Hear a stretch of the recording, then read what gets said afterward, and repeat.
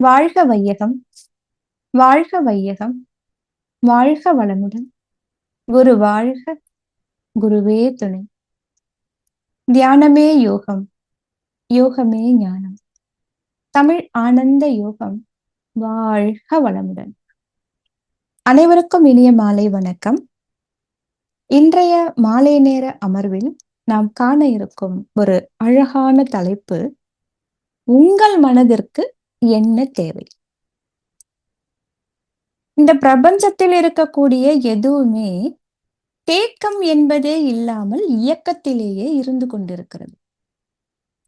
ஒரு அணுவாக இருந்தாலும், அணுவின் கூட்டாக இருக்கக்கூடிய பஞ்சபூதங்களாக இருந்தாலும், அவை அனைத்தும் இயக்கத்திலேயே இருக்கும். அவ்வாறு இயக்கத்திலே இருப்பதால் அவைகள் தன்னைத்தானே தூய்மை செய்து கொள்கிறது, அதாவது புதுப்பித்துக் கொள்கிறது. இந்த தேக்குதல் என்ற ஒரு நிலை யாரிடம் இருக்கிறதோ அவர்களுக்கு ஆன்மீகம் வசப்படாது என்று தன்னுடைய கருத்தை ஐயா இங்க பதிவு பண்ணியிருக்காங்க. இயேசு கிறிஸ்து சொல்லும் பொழுது, ஊசியின் தலையில் ஒட்டகம் கூட நுழைந்து விட முடியும், ஆனால் பொருள் பெருக்கி வைத்திருக்கக்கூடியவர்களுடைய மனதில் ஆன்மீகம் சிறிதளவும் நுழையாது அப்படின்பாங்க. இந்த தேக்குதல் என்பது எந்த இடத்திலும் இருக்கக்கூடாது. சில அன்பர்கள் கேட்பார்களாம், ஐயா, வயதான காலத்திற்காக பொருட்களை சேமித்து வைத்துக் கொள்ளக்கூடாதா அப்படின்னுட்டு. அதற்கு ஐயா கூறக்கூடிய கருத்தை பாருங்க. தேக்கம் என்பதை நன்றாக புரிந்து கொள்ள வேண்டும். ஒருவர் தனது குழந்தைகளுக்கு ஒரு தொழிலை கொடுத்து விட்டு செல்கிறார் என்று வைத்துக் கொள்வோம். அந்த தொழிலை அவர் தொடர்ந்து இயக்குகிறார் என்றால் அது தேங்கிய பொருள் அல்ல, அது இயங்கிக் கொண்டே இருக்கக்கூடியது. ஒருவர் ஒரு நிலத்தை மகனுக்கு கொடுத்து அதில் விவசாயம் செய்து வாழ்ந்து கொண்டிருக்கிறார் என்றால் அவர் அந்த நிலத்தை பயன்படுத்தி கொண்டிருக்கிறார், பருவம் தோறும் பயிரிட்டு கொண்டிருக்கிறார். அந்த நிலத்தில் இயக்கம் என்பது நடந்து கொண்டே இருக்கிறது. ஆக இந்த இரு உதாரணங்களிலும் தேங்கியது என்று எதுவுமே இல்லை. ஆனால் நிறைய இடங்களில் 50 ஏக்கர் அப்பா கொடுத்திருப்பார். அவருடைய மகனோ எங்கோ ஒரு வெளிநாட்டில் வெளியூரில் வசித்துக் கொண்டிருப்பார். அப்போ அந்த நிலத்தில் எந்த ஒரு இயக்கமும் இல்லாததால் அது விளைநிலத்தின் தன்மையை இழந்துவிடும். அந்த நிலத்தை உபயோகிக்காமல் தேக்கி வைப்பதால் மதிப்பு கூடும் என்றும் சொல்வார்கள். ஆக மதிப்பு கூட்டுதல் என்ற இந்த வார்த்தை சமுதாயத்தில் இப்பொழுது அதிகமாக உலவுகிறது, இல்லைங்களா? ஆக இந்த மதிப்பு கூட்டுதல் என்பது மற்ற உபயோகப் பொருட்களின் விலைவாசிக்கு ஏற்றவாறு நிலங்களின் மதிப்பும் கூடுவதைத்தான் அப்படி கூறுகிறார்கள் என்று ஐயா இங்கே பதிவு பண்ணியிருக்காங்க. அப்ப அந்த நிலத்தின் மதிப்பை கூட்டும் பொழுது அது எந்த அளவிற்கு கூடியதோ அந்த அளவிற்கு கர்மயோகத்தின் அடிப்படையில் நமது கருமையத்திலும் கர்ம வினை பதிவுகளாக கூட்டிக் கொள்கிறோம் என்பதை நாம் அனைவரும் அறிந்து கொள்வதே இல்லை என்று தன்னுடைய சிந்தனையை ஐயா இங்கே பதிவு பண்ணியிருக்காங்க. பொருள்களின் இயக்கம் சுழன்று கொண்டே இருக்கும் பொழுது அவ்வளவு மதிப்பு கூடாது. சமுதாயம் முழுவதும் ஏற்றுக்கொள்ளக்கூடிய அளவில், சமுதாயத்தில் யாருக்கும் பாதிப்பு இல்லாத அளவில் அந்த மதிப்பு கூடும். நமது மகரிஷி அவர்கள் தேங்கிய பணம் துன்பத்தை கொடுக்கும் என்று சொன்னதில் நாம் தெளிவாக இருக்க வேண்டும். உதாரணமாக, வயதான ஒருவர் 10 லட்சம் ரூபாய் தன் வருங்கால தேவைக்காக வங்கியில் வைப்பு நிதியாக வைத்திருக்கிறார். அப்ப இதனை பார்க்கும் பொழுது பணத்தை அவர் பெயரில் தேக்கிவிட்டார் என்று பொருள்படும், இல்லையா? ஆக வங்கியில் அவர் பெயரில் 10 லட்சம் வைப்பு நிதியாக கணக்கில் வரவு வைப்பார்கள். அந்த பணத்தை வேறு ஒருவர் தன் தேவைக்காக பணத்தை எடுக்கும் பொழுது இவர் பணம் அவருக்கு கொடுக்கப்படும். அப்ப இவ்வாறாக அந்த 10 லட்சம் முழுவதும் தேவைப்படுபவர்களுக்கு கொடுக்கப்பட்டுவிடும்.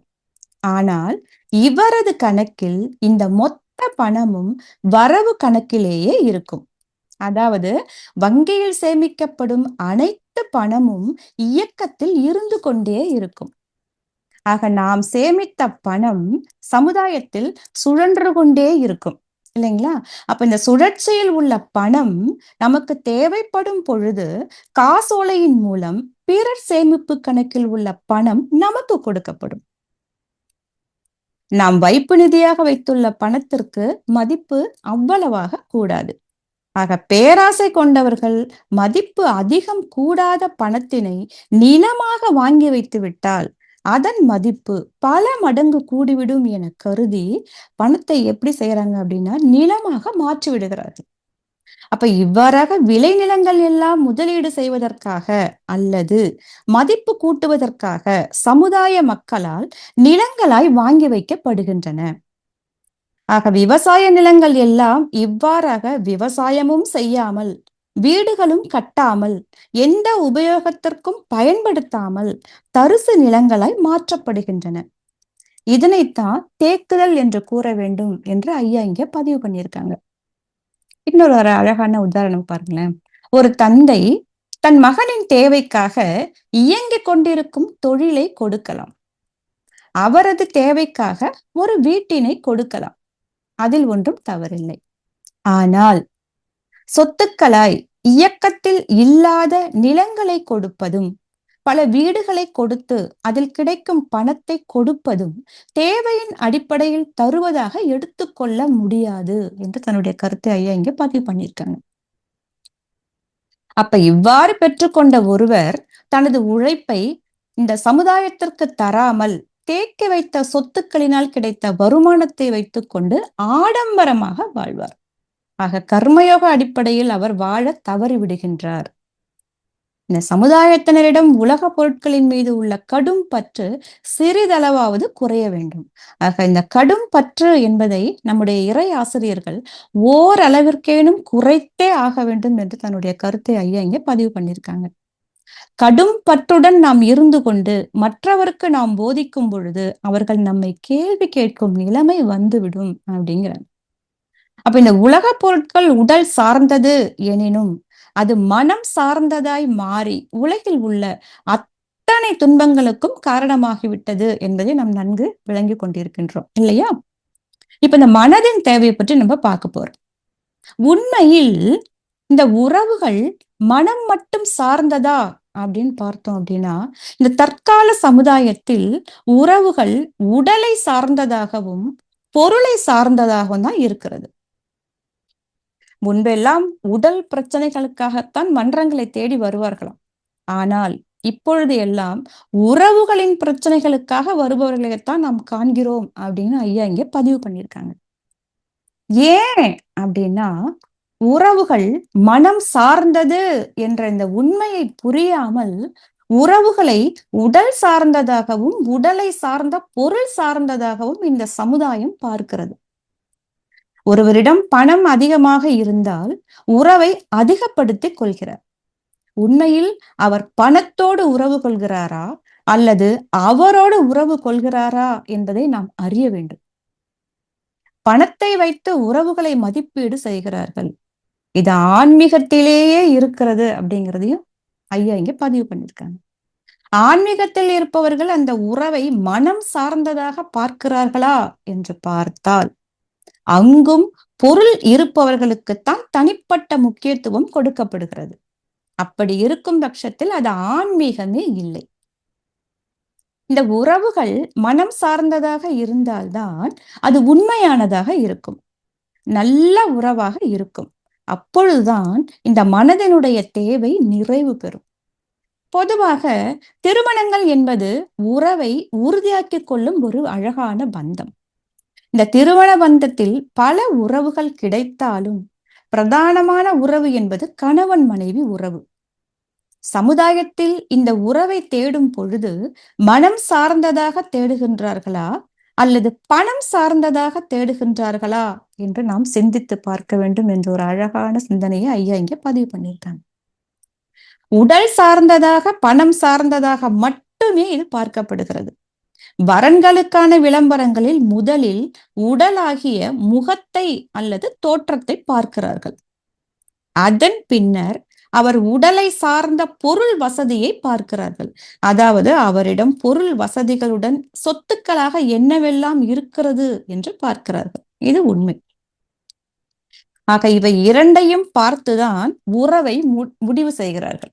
ஆக இன்றைய சமுதாயம் இந்த நிலையில்லாத உடலையும் பொருட்களையும் வைத்துதான் உறவுகளை தீர்மானிக்கிறது.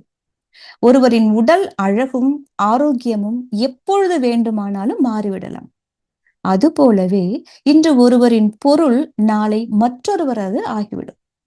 ஒருவரின் மனதின் மூலமாக வெளிப்படும் குணமானது என்றும் நிலையானதாக இருக்கும். சஞ்சித பிராரப்த கர்ம வினைகளால் தீர்மானிக்கப்படும் குணநலன் அத்தனை எளிதில் மாறாது. இந்த மனம் என்ற குணத்தின் அடிப்படையில் தீர்மானிக்கப்படாத உறவுகள் உடல் மற்றும் பணத்தை வைத்து தீர்மானிக்கப்படுவதால் உறவுகளில் நிலையற்ற தன்மை ஏற்பட்டு உறவுகள் முறியும் நிலைகளை நாம் கண்கூடாக காண்கிறோம். ஆக இந்த மனம் சார்ந்த உறவுகள் இச்சமுதாயத்திற்கு மிக மிக மிக அவசியம் ஆகிறது. நம்முடைய பயிற்சியில் உண்மையான உடலின் தேவை, மனதின் தேவை, உயிரின் தேவை என்ன என்ற இவை மூன்றிலும் நன்றாக தெளிவடைந்த பின்தான் வாழ்க்கையின் நோக்கம் என்பதற்குள் செல்ல வேண்டும். அதற்கு பிறகுதான் நமது வேதாத்திரிய தத்துவங்களை சிந்திக்க வேண்டும் என்று ஐயா இங்க பதிவு பண்ணியிருக்காங்க. அப்ப இந்த மனதின் உண்மையான தேவைதான் என்ன? அந்த காலத்தில் தம்பதியரின் உறவில் பிரச்சனைகள் ஏற்படும் பொழுது முதியவர் ஒருவர் அவர்களின் பிரச்சனையை கேட்டு அறிவுரை வழங்குவார். என்னென்ன? முதலில் அவர் சொல்வதையெல்லாம் சொல்லிவிட்டு கடைசியில் நீங்கள் இருவரும் மனம் விட்டு பேசுங்கள் அப்படின்னு சொல்வார். ஆக இந்த மனம் விட்டு பேசுங்கள் என்ற ஒரு அற்புதமான வாக்கு வேதாத்திரிய சிந்தனையாளர்கள் சில நல்ல கருத்துக்களை ஆழ்ந்து சிந்திக்க வேண்டும் என்று கூறியிருக்கிறார் ஐயன். நமது அருட்தந்தை கூட நம்முடைய பயிற்சியாளர்களை சிந்தனையாளர்களே, அறிஞர் பெருமக்களே என்றுதான் அழைப்பாராம். ஏன் அப்படின்னா, இந்த மனம் விட்டு பேசுவது என்றால் நமது மனமானது உடலையும் பொருளையும் விட்டு பேசுவது என்பதாகும். அப்படி பேசினால் எந்த ஒரு பிரச்சனைகளுக்குமே தீர்வு வந்துவிடும் அப்படிங்கிறாங்க ஐயா. பெரும்பாலான பிரச்சனைகள் உடல் சார்ந்ததாகவும் பொருள் சார்ந்ததாகவும் தான் காணப்படுகின்றது இன்றைய காலகட்டத்தில். அப்ப இந்த 3ஆம் உலகப் போர் ஒன்று வருமானால் அது கூட பொருள் சார்ந்ததாகத்தான் இருக்கும் என்று தன்னுடைய அரிய கருத்தை ஐயா இங்க பதிவு பண்ணியிருக்காங்க. இந்த உறவுகளில் பிரச்சனைகள் தேவைக்கான அளவில் பொருள்கள் இருப்பவர்களிடம் வரவே வராது. ஏன் அப்படின்னா, அவர்கள் மனம் விட்டு பேசும் தன்மை உடையவர்களாக இருப்பார்கள். ஆனா தேவைக்கு அதிகமான பொருட்களை வைத்திருப்பவர்களிடம் மட்டுமே பிரச்சனைகள் வரும். ஏன் அப்படின்னா, அது மனம் விட்டு பேசாமல் இருப்பதினால் வரக்கூடியது அப்படிங்கிறாரு ஐயா இங்க. நாம் எந்த நிலையில் இருக்கிறோம் என்று தற்சோதனை செய்வது நமது கடமை. ஆக தவம் செய்து தெளிவு பெற்று அதன்படி நடக்க வேண்டும் அப்படிங்கிறாங்க ஐயா. இப்ப பாருங்களேன், மனமே உனக்கு என்ன வேண்டும் அப்படின்னு கேட்கணுமா? அப்போ இந்த மனம் சொல்லுமா, எனக்கு அமைதி வேண்டும். மேலும் அதோடு மகிழ்ச்சி, அன்பு, அமைதி, ஆரோக்கியம், இன்பம் இவை மட்டும்தான் வேணும் அப்படின்னு சொல்லுமா. ஆக இந்த உடல் பொருட்களின் மேல் மயங்காத நிலையில் இதைத்தான் மனம் விரும்புகிறது. ஆக மனம் மனமாக இருக்கும் பொழுது மகிழ்ச்சி, அன்பு, அமைதி இவற்றை மட்டுமே அது நாடுகிறது. அப்ப இந்த மனதின் தேவையை எங்கதாங்க போய் தேடுவது? இந்த ஒரு வினாவும் கொடுத்திருக்காங்க. அந்த வினாவுக்குரிய சிந்தனையும் ஐயா இங்க கொடுத்திருக்காரு பாருங்களேன்.